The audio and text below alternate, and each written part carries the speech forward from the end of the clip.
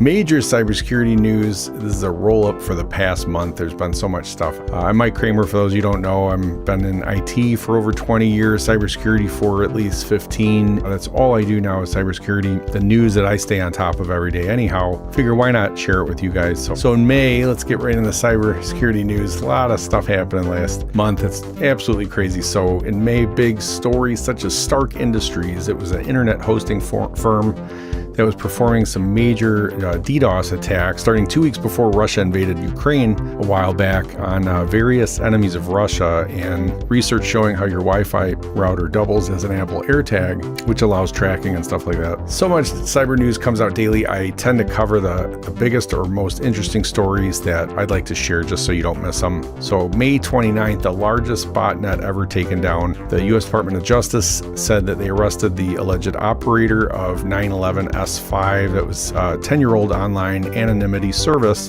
that was powered by what the director of the FBI called likely the world's largest botnet ever.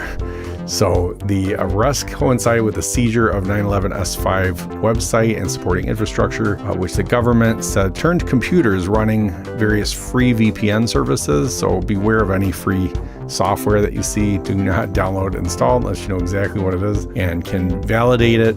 But turns these free VPN products into internet traffic relays that facilitated the botnets, facilitate billions of dollars in online fraud and cybercrime. So as I'm reading these, I'm realizing that for newbies to cybersecurity or people that aren't in the profession, I should probably have a separate list of definitions and cheat sheets for these. But the botnet is basically turning computers into either zombies or ways to facilitate other attacks by running software in your computer that you don't know about, and it creates this huge network of bots that can now do coordinated attacks on stuff. So denial of service is, you can imagine things online are open to the public so that they can be used. If you purposely hit it with this botnet of gazillions of devices, it can take it down just by, it denies that service to other people because you've overwhelmed it. You know, imagine you're ordering at a restaurant, right, and like 30 million people show up. They just can't handle the orders, so it denies service to everybody else. Sort of like that. So on May 30th, still in May here, Operation Endgame hits malware delivery platforms. So just like there's legitimate delivery platforms for software, there's also such things on the dark web and elsewhere to deliver malware and malware platforms. So law enforcement agencies in the US and Europe announced Operation Endgame, and it was a coordinated action against some of the most popular cybercrime platforms for delivering ransomware and data stealing malware. So it was dubbed the largest ever operation against botnets, and the international effort is being billed as the beginning of an ongoing campaign targeting advanced malware droppers or loaders. So that's people that offer these platforms to deliver malware. So you get the platform, somebody else wrote it as a way to get your code in, and then you put whatever code you want and plug it in and infect other people. So it was droppers and loaders such as Iced ID, Smoke Loader, and TrickBot. So in June, around June 5th, Kali Linux had a new version 2024.2 that came out with 18 new tools and Y2038 changes. So that's for the year 2038. The Y2038 problem is just like Y2K all over again, and it's due to the way that some C language programs store their timestamps in 4-bit code, so many systems will overflow as of around 3 a.m. UTC time on January 13th in the year 2038. So you have about 14 years to fix it, and it should be probably a big nothing burger like Y2K was. Unless your jam is legacy systems, then you might be in trouble. So June 6th, NVIDIA surpasses Apple with a $3 trillion valuation. That was big news. Their GPUs, that's graphic computer chips really, that became really big for cryptocurrency. Now with AI and everything, they're just really taking off. And so NVIDIA became then the second largest company only to Microsoft. June 7th, Microsoft rolled back recall for Copilot Plus. It was called the dumbest cybersecurity move in over a decade. Available in a patch Tuesday for last week. It had a feature called Recall, which basically takes screenshots of whatever the user's doing on their PC. It was so that you could go back and kind of look at what you did and things like that. Kind of many experts trashed Recall as a fancy keylogger, noting all the keystrokes and screenshots you did. And it was taking a screenshot every 5 seconds of everything you did. And that was a feature. Noting it would be a goldmine of information for attackers if the user's PC was compromised.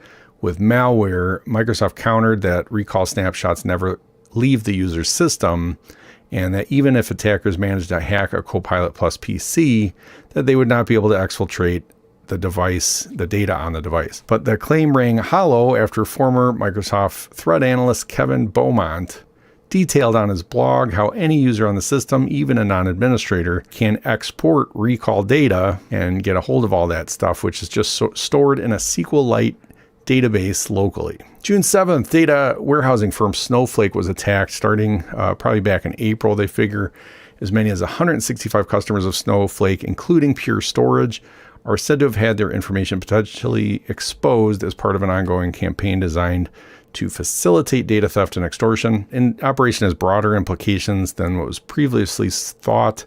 Google's Mandiant is leading the CIR efforts there. So that's the cyber incident response team that goes in after a breach, does forensics and things like that to determine what happened, obviously stop the breach and determine what happened and then reconstruct and get the business back and running. So June 13th, cyber insurance claims reached record highs in 2023. It was reported with over 1,800 cyber claims sent in from the US and Canada, with the healthcare industry leading the pack there. So much of it being some form of cyber extortions. June 14th, Panera employees were just notified of a data breach from March, and that raised speculation that they were hit with a ransomware attack. Also on the 14th, North Korea, I told you there's a lot of news. Also on the 14th, North Korean hackers target Brazilian financial tech firm with sophisticated phishing tactics. Threat actors linked to North Korea have accounted for 1/3 of all the phishing activity targeting Brazil since 2020, as the country's emergence as an influential power has drawn the attention of cyber espionage groups. So North Korean government-backed actors have targeted the Brazilian government and Brazil's aerospace technology and financial services sectors. June 16th, the alleged ringleader of Scattered Spider was arrested in Spain, linked to high-profile breaches such as Caesars Entertainment, Twilio, MailChimp, DoorDash, and about 180 other organizations. Scattered Spider is a very large, dispersed group of about 1,000 people by FBI estimates. June 17th, a hacker released a jailbroken God mode version of ChatGPT, which, while only up a few hours before OpenAI took it down, was able to swear and teach others how to jailbreak cars. It's like hacking them basically, and make napalm and how to make meth. June 18th, critical VMware bugs open swaths. So that's today. Okay, so critical VMware bugs open swaths of VMs to RCE, which is remote code execution, data theft. It's very bad. Patches available already, and I would apply that ASAP if you're running VMware. Also today announced was a new malware campaign that targets publicly exposed Docker API endpoints with the aim of delivering cryptocurrency miners and other payloads. That was just the big headlines. So there were always plenty of other news and information in the industry. I just want to talk about MITRE Defend for a second. So that's D3FEND. That stands for Detection, Denial, and Disruption. That's the 3Ds. Framework Empowering Network Defense. So that's by the MITRE group that brings you a MITRE attack framework.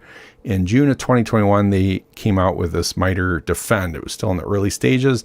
It's looking better now, but they're still working on it. And a lot of people talk about MITRE attack, but don't even know about, or at least don't talk much about Defend, MITRE Defend. So it's a knowledge graph of cybersecurity countermeasure techniques. And you could just Google MITRE Defend. It's pretty cool. You check out everything they got on there. And its goal is to really help standardize the vocabulary used to describe defensive cybersecurity technology functionality. So that when we're all writing these detections or just speaking or looking for features in different cybersecurity technologies, we can hopefully use the same lingo and know what we're all talking about. So let me know what you guys want to see next. Put in the comments if you're working on a cyber cert or something else in IT, if you're new to cybersecurity or if you're an experienced pro.